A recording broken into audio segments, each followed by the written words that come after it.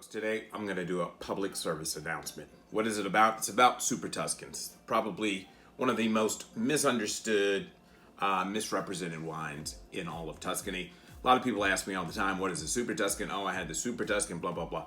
Well, the term originally was given to a wine in Tuscany, go figure, named Sassicaia. Back in the 70s, it was 100% Cabernet Sauvignon. It basically was aged in French oak. It was grown on Tuscany's coast over in Bulgaria. And because the press and everybody else couldn't really put this particular wine into a bucket, a Chianti Classico bucket or a Vino Nobile or a Brunello bucket, and it wasn't based on Sangiovese, the principal grape in Tuscany, they just called it a Super Tuscan, right? Because it didn't fall in any particular category. So that's great press, brilliant marketing. But at the same time, I was kind of like, well, if this is a Super Tuscan because it's based on Cabernet, where does that put the shitty Cabernets that are grown in Tuscany?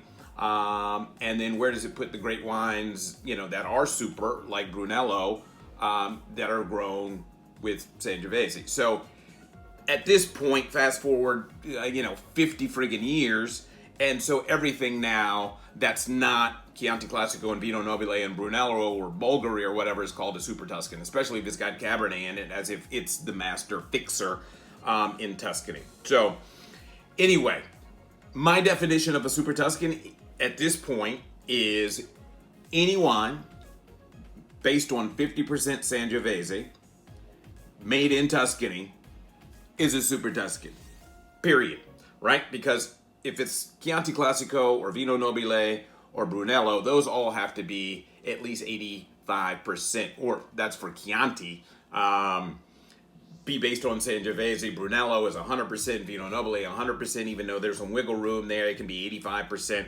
But my thing is 50% Sangiovese, you're in the Super Tuscan game because you're dealing with Sangiovese, which is the principal grape in Tuscany. If you were to grow Sangiovese in Sicily, would you call it a Super Sicilian? Like, probably not, because that's not, you know what I mean? So let's not overuse it. Anyway, on June 6th, I will be tasting some wines from Tuscany, including this little Super Tuscan, right? Because it's based on Sangiovese, even though it's got Merlot and Cab blended in. This is an affordable little Super Tuscan. It gives you a good idea of what Tuscany can do with a variety of grapes. We're also going to be tasting this little Bianco from Tuscany. It reminds me of when I lived in Florence. It's a simple, clean, crisp white wine that's versatile at the table. Plate of pasta with some pancetta, a little cheese, boom, right? This is all you need. And then this little sucker, which I did on the tail of the grape, it's a Chianti Classico. I'm going to be including a half bottle of this in the tasting because it gets spendy. So to try and keep the price down, it's still $69, but I went half bottle on this Castellare.